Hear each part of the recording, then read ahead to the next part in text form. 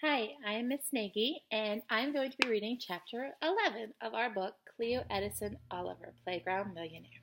When it is time to turn the page, you will hear Turn. Turn. Chapter 11 Risk Management. On their walk home, Cleo told Kaylee about going from class to class that afternoon, promoting her business. Lexi Lewis looked like she was going to vomit the whole time I was talking. Was she sick? Josh lagged behind, banging his lunchbox against every street sign and lamppost. Cleo threw her hands up in the air. Why won't she just leave me alone already? Kaylee looked sympathetic, but she had nothing to say. If only I hadn't been chosen to be her welcome ambassador when she came to New Heights last year. Yeah, I don't think she's liked you much since that first day when you accidentally knocked a tray of spaghetti into her lap. Cleo grimaced. She was wearing brand new white jeans. Who wears white jeans? Lexi Lewis, that was who. I think she's just jealous that people like you and they don't really like her. Cleo thought about that. Could Lexi Lewis actually be jealous of her? It seemed impossible. But Kaylee made a good point. Was there anything to like about Lexi? They reached Cleo's house. See you tomorrow. You'll have your camera, right? Kaylee had agreed to bring her the super nice camera her dad had bought her on her last visit. It could record videos as well as take pictures. Sure. See you tomorrow. Kaylee kept walking. Cleo turned to her brother. I need to borrow your Nerf gun. Turn. Why? For my business, of course. What are you going to give me? She crossed her arms. Give you? I gave you the Nerf gun. Only part of it. His lips pursed. He made a clicking sound with his tongue against his teeth. I'll rent it to you for $1. Rent?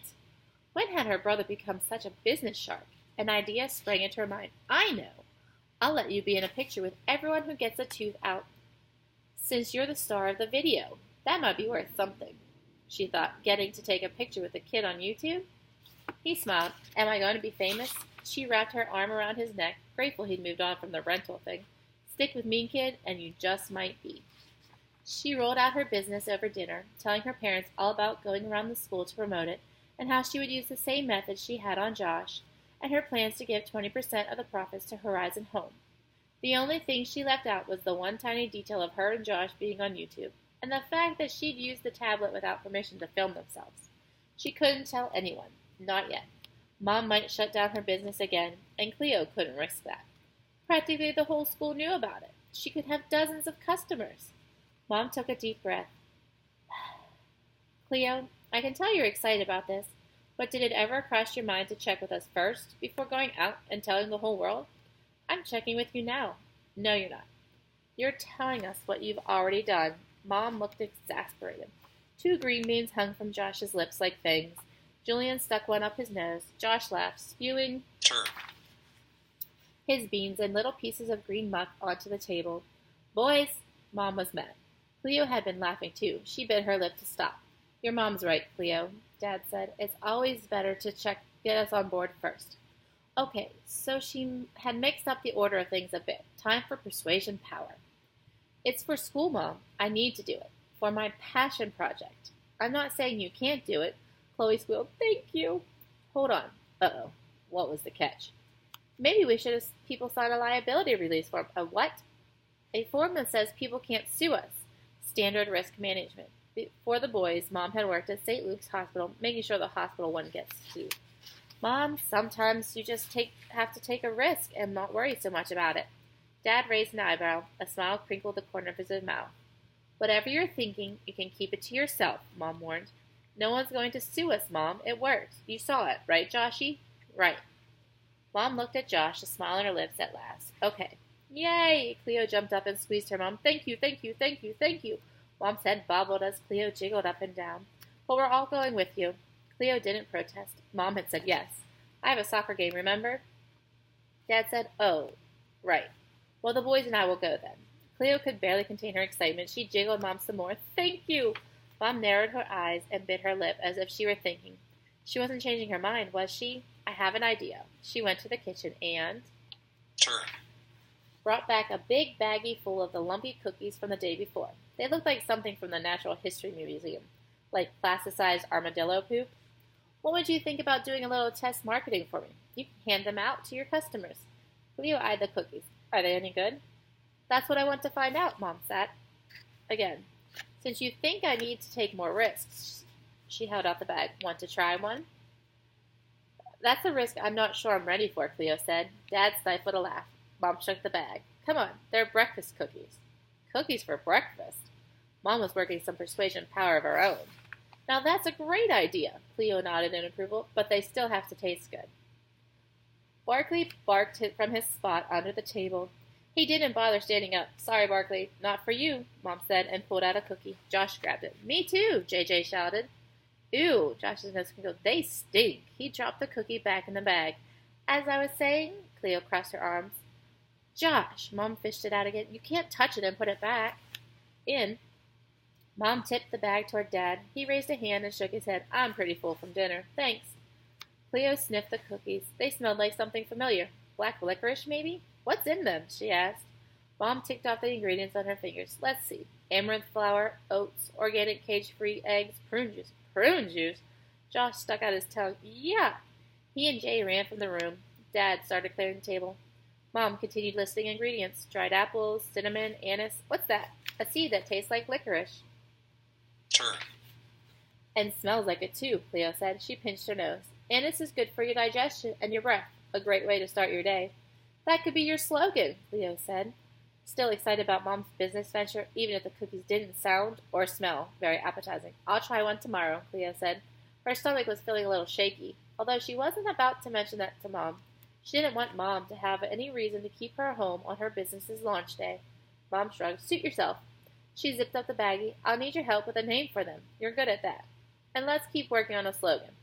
Cleo tapped her cheek. She and her mom had never brainstormed for a business together. This would be fun. How about Nikki's breakfast cookies? They taste better than they smell. Mom swatted at her. Very funny. Saturday morning, Cleo packed her backpack with everything she needed. Floss, a beach towel, tacks, tape, and a big rolled-up banner with the name of her business. The only thing missing was her extractor extraordinaire. She went to find it. Mom came out of the boys' room. Her hair looked like a raccoon's nest. Dark circles circled her eyes. Dark shadows circled her eyes. Julian's sick, she said. I've been up with him all night. Sorry, honey, but there's no way we're going to the park. Josh came bounding up the stairs. Chocolate chip pancakes are ready, but don't give any to JJ. I don't want to see what that looks like coming back up.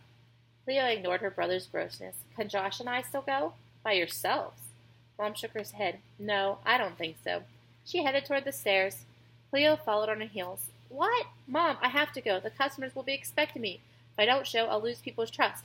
We'll just be at the park. It's not Turn. that far away. She was not giving up. I'll take your cell phone. I'll wash the dishes for a month. We're test marketing your cookies, remember? I want to go, Josh cried. Emilio's coming.